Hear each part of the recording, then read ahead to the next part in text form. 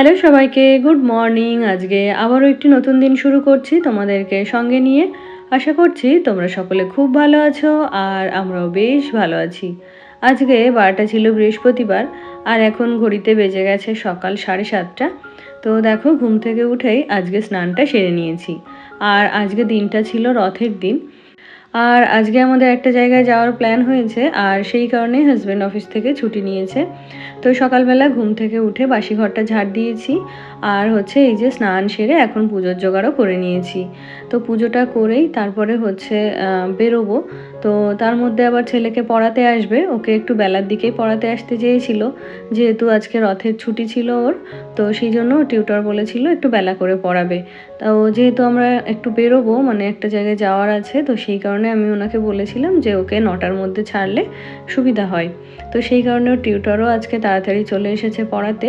তো ওইদিকে ওর পড়া হচ্ছে আর এইদিকে আমি ঠাকুর পুজোটা সারবো। আর সকালবেলা রান্নাবান্না কোনো কিছুই করব না, আমরা একটু চা খেয়ে নেব আর ছেলেকে একটু পড়া শেষ হলে ছাতু খাইয়ে দেব। তো ছেলের পড়া শেষ হতে হতে যেহেতু 9টা বাজবে, তাই আর কি আমরা ততক্ষণে যতদূর সম্ভব রেডি হয়ে থাকবো। তো ওর পড়া শেষ হলেই ওকে স্নান করিয়ে একটু ছাতু খাইয়ে রেডি করিয়ে তারপরে নিয়ে বেরিয়ে পড়বো। তো প্রথমেই বলে রাখি, এই ব্লগটা অন্যান্য দিনের ব্লগের থেকে একটু বড় হতে চলেছে, কারণ এটা 2-3 দিনের ব্লগ মিলিয়ে একটা ব্লগ হতে চলেছে। তো কি দিয়ে কি হয় সবটাই তোমাদের সাথে শেয়ার করব। আশা করছি তোমাদের অনেক ভালো লাগবে। তো এই যে বললাম না, আজকে ছিল বৃহস্পতিবার। তো বৃহস্পতিবারের পুজো করতে একটুখানি বেশি সময় লাগে। আর যেহেতু আজকে বাড়ি থেকে বেরোবো, আর জানো তো, বাড়ি থেকে কোথাও যাওয়ার আগে শরীর যদি ভালো থাকে তাহলে কিন্তু আমি পুজো না করে কোথাও যাই না। তো সেই কারণেই আজকে যেহেতু একটা জায়গায় যাব, তো সেখানে 2-3 দিন থাকার ব্যাপার আছে। তাই ভাবলাম আজকে যেহেতু বিশেষ একটা দিন, তাই সকালবেলা বাড়ির পুজোটা সেরেই যাই। তো সেই কারণে দেখো, আমি হালকা পাতলা একটু সাজুগুজুও করে নিয়েছি, কারণ ওই একটা জায়গায় গেলেই মন খুলে মানুষ সাজতে পারে। তো আমরা যাচ্ছি আজকে আমার বাবার বাড়িতে। তো সেই বৈশাখ মাস থেকে যাব বলে প্ল্যান করেছিলাম। বৈশাখ মাস বললে ভুল হবে, সেই জানুয়ারি থেকে যাব বলে প্ল্যান করেছিলাম, তবে বিভিন্ন কারণে আর কি যাওয়া হয়নি। তারপরে বৈশাখ মাসেও একবার যাব বলে ভেবেছিলাম, তখন আবার হাজব্যান্ডের একটা ভোটের ট্রেনিং শেষ হয়ে আরও একটা ভোটের ট্রেনিং এলো, মানে ওর কাউন্টিং আর ইলেকশনের দুটোই ডিউটি এসেছিলো। তো সেই কারণে তখন আর যাওয়া হয়নি। তাছাড়া ছেলের তো প্রত্যেক মাসেই পরীক্ষা থাকছে। তাছাড়া মাঝে আমরা ওই যে বেড়াতে গেলাম। তো বিভিন্ন কারণে আর কি অনেক দিন থেকেই বাপের বাড়ি যাব যাব করে আর যাওয়া হচ্ছিল না। তো এদিকে ছেলের সামার ভ্যাকেশনও শেষ হয়ে গেছে, তার মধ্যেও ওকে কোথাও নিয়ে যেতে পারিনি। তাই ভাবলাম যে বাপের বাড়ি থেকে একবার ঘুরেই আসি। আর জানো তো, এই প্রথমবার আমার বাপের বাড়িতে যেতে এতটাও মানে আনন্দ হচ্ছে না। কারণ হলো কি, আমাদের অনেকগুলো কাজ পেন্ডিং রয়েছে, তো সেগুলো যতক্ষণ না পর্যন্ত কমপ্লিট হচ্ছে মানে মনটা ভালো লাগছে না। তো সেই কারণে আমি তো ভেবেছিলাম যাবই না। তো বাবা বলল চলে আসো, 2 দিন ঘুরে যাও, তারপরে না হয় চলে যেও। তো সেই কারণেই আর কি মানে যাচ্ছি আর কি। আর কিছুদিন পরে আমাদের ওই বাড়িতে আবার কাজ শুরু হয়ে যাবে। কাজ বলতে আমাদের ওই বাড়িতে তো চাষবাস হয়। তো সেই কারণে কিছুদিন পরে আমাদের আবার পাট ধোয়া শুরু হয়ে যাবে। তো সেই কারণেই বাড়ির সকলেই একটু ব্যস্ত থাকবে। আর চাষি বাড়িতে জানোই, ফসল টসল উঠলে কেমন একটু অগোছালো হয় বা সব কিছু এলোমেলো হয়। তো সেই কারণেই বাবা বলল যে মাঝে আমার কদিন কাজ ফাঁকা আছে, তো এর মধ্যে এসে তোমরা ঘুরে যাও। তো সেই কারণেই আর কি এই যে রেডি হচ্ছি যাব বলে। তো ওদিকে ছেলেকে তো পড়াচ্ছে, তো সকালে আমাদের জন্য আর ছেলের টিউটরের জন্য একটু চা বসিয়েছি। তো আমরা চা খেয়েই বেরোবো। আর আমাদের সকালবেলার ব্রেকফাস্টটা রাস্তা থেকেই করে নেব, কারণ সকালবেলা যাই কিছু রান্না করি না কেন বেশি হয়ে যাবে। তারপরে আবার যেগুলো এক্সেস হবে সেগুলোকে আবার গুছিয়ে রাখতে হবে। তাছাড়া এই যে স্নান দান করে রান্না করতে গিয়ে মানে যতটুকু না খাবার দাবার আমরা খাবো, তার থেকে বেশি পরিশ্রম আমার হবে। তো সেই কারণে হাজব্যান্ড বলল যে রাস্তা থেকেই ব্রেকফাস্ট করে নিতে। আর এখান থেকে যে সকাল সকাল বেরিয়ে ওই বাড়িতে গিয়ে যে ব্রেকফাস্ট করব সেটা তো হচ্ছে না, কারণ ছেলেকে ছাড়তেই 9টা 10-15 হয়ে যাবে। তারপরে ওকে স্নান করাবো, রেডি করাবো, এই নিয়ে তারপরে আমাদের এই চাকদা থেকেই মেন রোডে মানে হাই রোডে উঠতেই আমাদের 20-25 মিনিট সময় লেগে যায়, কারণ এত জ্যাম থাকে আমাদের এইটুকু রাস্তাতে। তো আমাদের বাড়ি থেকে হাই রোডের রাস্তা ঠিকঠাকভাবে যদি যেতে পারি তাহলে ওই 5-7 মিনিট লাগে। তো ওইটুকু রাস্তা জ্যামের কারণে আমাদের ওই 20 মিনিট মতো লেগেই যায়। তো যতক্ষণ না পর্যন্ত আমরা হাই রোডে উঠতে পারি ততক্ষণ আমরা বলতে পারি না যে আমরা ওই বাড়িতে কটার সময় পৌঁছাবো। আর আগে যেহেতু অনেকটা সময় লাগতো, আর এখন যেহেতু রাস্তাটা খুব ভালো হয়ে গেছে, তাছাড়া ফ্লাইওভার হয়ে গেছে, তো সেই কারণে খুব তাড়াতাড়ি আর কি পৌঁছে যাওয়া যায়। মনে হয় এই তো মাত্র গাড়িতে চড়লাম আর এই নেমে পড়লাম। তো খুব ভালো লাগে, আর রাস্তায় তো ভিড়টাও এড়ানো যায় ফ্লাইওভার দিয়ে গেলে। তো এতে করে ভীষণ সুবিধা হয়েছে। তো যাই হোক, তারপরে দেখো পুজো কমপ্লিট করেছি, চা খেয়েছি, তারপরে এই যে নিজে একটু রেডি হয়ে নিয়েছি। আর এখন অপেক্ষা করছি ছেলের কখন ছুটি হবে। তো ওর ছুটি হলেই ওকে স্নান করাবো, রেডি করাবো, তারপরে আর কি বেরোবো। তো যাচ্ছি, মাঝে তো মাত্র একটা দিন থাকবো। তো তার জন্য দেখো কত কিছু লাগছে, কারণ ওখানে তো রথের মেলা হয়। আর তোমাদেরকে তো আগেই বলেছি যে আমার বাপের বাড়ির গ্রামে এমন কোনো মেলা নেই বা অকেশন নেই যে যেটা হয় না। তো সেই কারণেই আর কি ওখানে থাকতে যেন তো ভীষণ ভালো লাগে। সবাইকে গুড মর্নিং। তো রেডি হয়ে নিয়েছি, আর এখন 9:30 বাজে ঘড়িতে, ছেলের একটু আগে ছুটি হলো। তো এখন হচ্ছে বেরোবো। আর এই প্রথম হচ্ছে বাপের বাড়িতে যাওয়ার সময় আমি একদম মিনিমাল জামা কাপড় নিয়েছি, আর সব থেকে ছোটো লাগেজ হয়েছে এই প্রথমবার।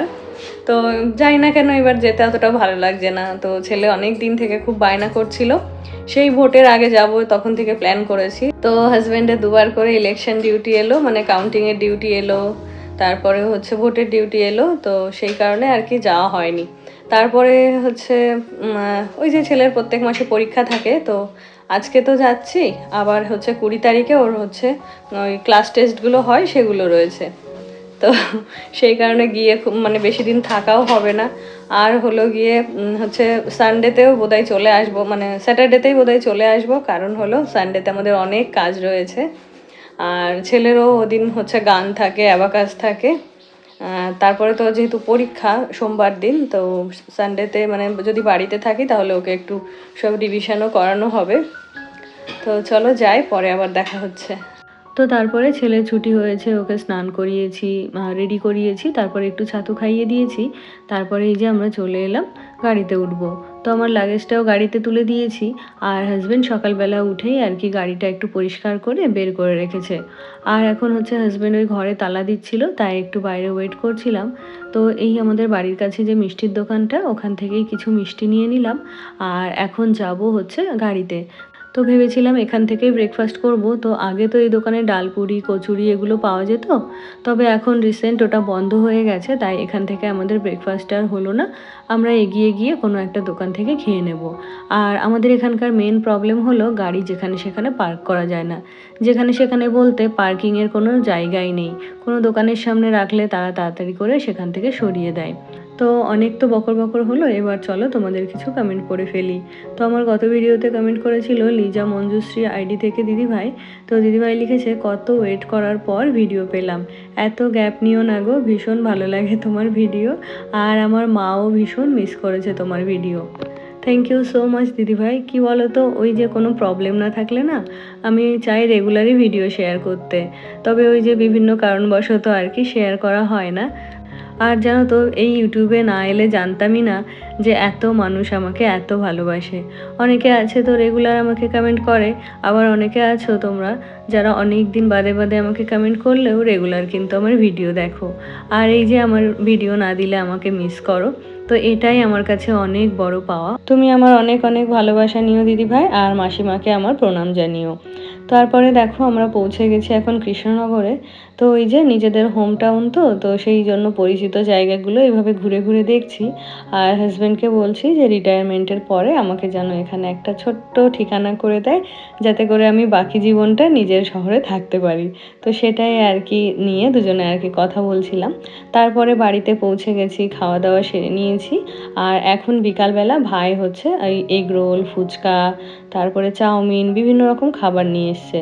তো দুপুরবেলা গিয়ে যেহেতু মাংস ভাত খেয়েছিলাম, তো সেই কারণে না আমার ওই ঝাল খাবারগুলো খেতে ইচ্ছে করছিল না। তাই ওদিকে আবার ছোট ভাই গেছিলো জিলিপি আনতে। তো অনেক দিন বাদে আজকে মন ভরে জিলিপি খেয়েছি। তারপরে রাতের বেলা বেরিয়েছিলাম রথের মেলা দেখতে। তো মেলায় আসতে না আসতেই হচ্ছে বৃষ্টি শুরু হয়েছে। আর এরকম সকাল থেকেই কম বেশি বৃষ্টি হচ্ছিল বলে আমরা ছাতা নিয়েই বেরিয়েছিলাম।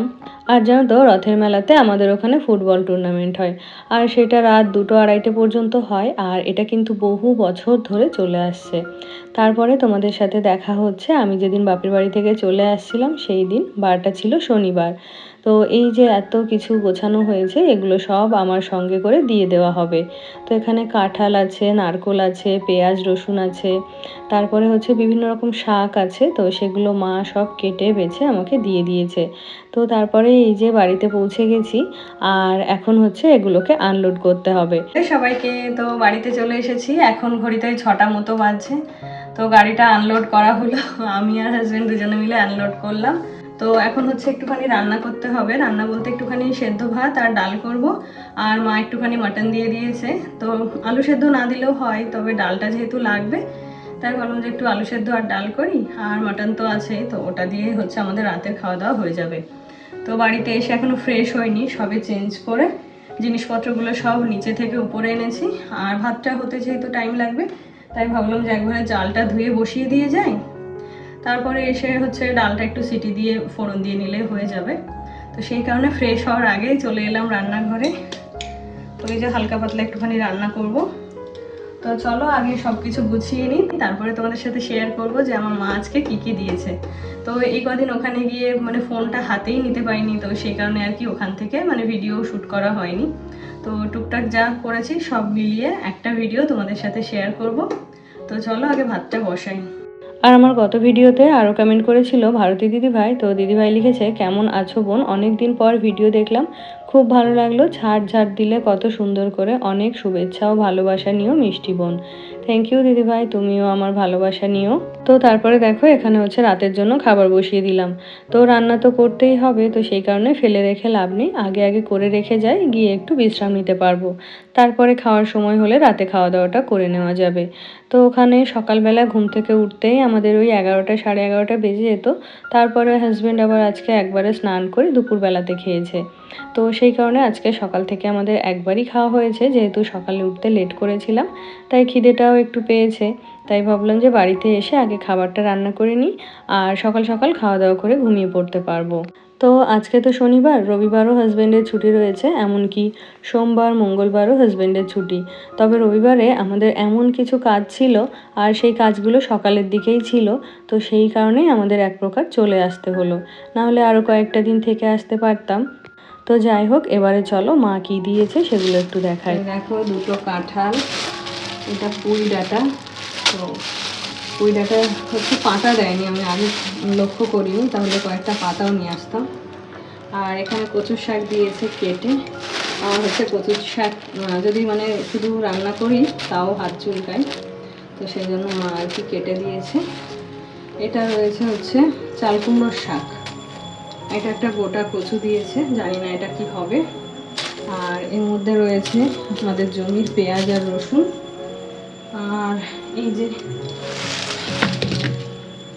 এখানে রয়েছে নারকোল, তো দুটো হচ্ছে গোটা নারকোল, আর ভাই দুটো এরকম ছুলে দিয়েছে।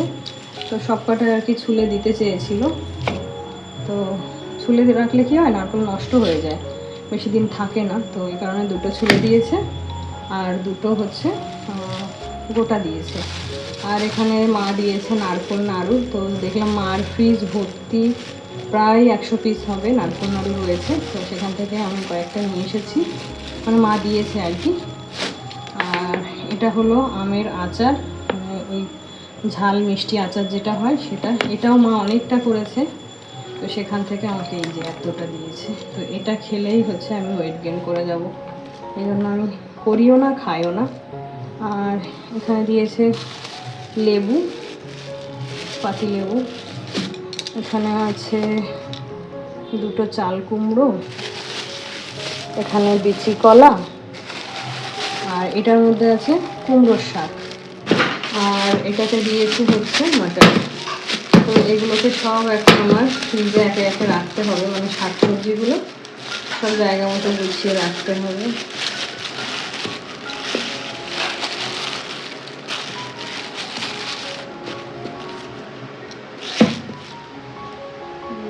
এটার মধ্যে রয়েছে, তো এটা দিয়ে রাতের খাওয়া দাওয়া হবে। আর তারপরে হাসব্যান্ড বলল একটুখানি চা করতে, তো এদিকে রান্না তো এখনও শেষ হয়নি, মানে ভাতটা হচ্ছে, তো এরই মধ্যে আবার একটু চা বসিয়ে দিলাম। তো অন্যান্য দিন হাসব্যান্ড কিন্তু দুধ চা একেবারেই খেতে চায় না, তবে আজকে বলল দুধ চা খাবে। আর সকালে যেহেতু বাড়িতে ছিলাম না, তাই দুধটাও রাখা হয়নি। তো ফ্রিজে দেখলাম 2 প্যাকেট পাউডার দুধ রয়েছে, তো ওটা দিয়েই আজকে চাটা করব। আর আমার গত ভিডিওতে আরও কমেন্ট করেছিল হাউসওয়াইফ ঝুমা দিদিভাই। তো দিদিভাই লিখেছে যে একদিন মনার গান শুনিও, শুনবো।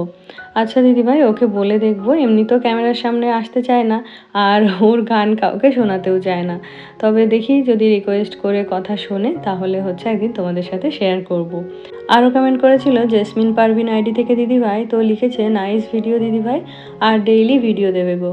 হ্যাঁ গো দিদিভাই, অসুবিধা না থাকলে আমি চেষ্টা করব ডেইলি ভিডিও দেওয়ার। আর এখন থেকে জানো তো একটুখানি কোচিংয়েও যেতে হবে, তো সবটা যে কি করে ব্যালেন্স করব তো সেটাই বুঝে উঠতে পারছি না। আর কোচিংয়ে গেলেই তো শুধু হলো না, বাড়িতেও আমাকে সময় বের করে পড়াটা রেডি করতে হবে। তো যতদিন না পর্যন্ত একটা ভালো রুটিন তৈরি করে উঠতে পারছি ততদিন বলতে পারছি না যে ডেইলি ভিডিও দিতে পারবো কি না। তো যাই হোক, এদিকে দেখো চাটা রেডি হয়ে গেছে। আর জানো তো কখনোই আমার এই পাউডার দুধের চা পছন্দ হয় না। আমি ওই গরুর দুধ দিয়েই চা খেতে বেশি পছন্দ করি, তাও আবার দুধের মধ্যে জল মেশাই না। তো আজকে চাটা আমার একদমই ভালো লাগেনি, তবে ওই যে করে ফেলেছি তাই তো আর ফেলে দেওয়া যাবে না, তাই আর কি খেয়ে নিয়েছি। আজকের ভিডিওটা তবে এখানেই শেষ করছি। তোমাদের সাথে দেখা হচ্ছে আরও একটি নতুন ব্লগের সাথে। তোমরা সকলে ভালো থেকো, সুস্থ থেকো এবং সাবধানে থেকো।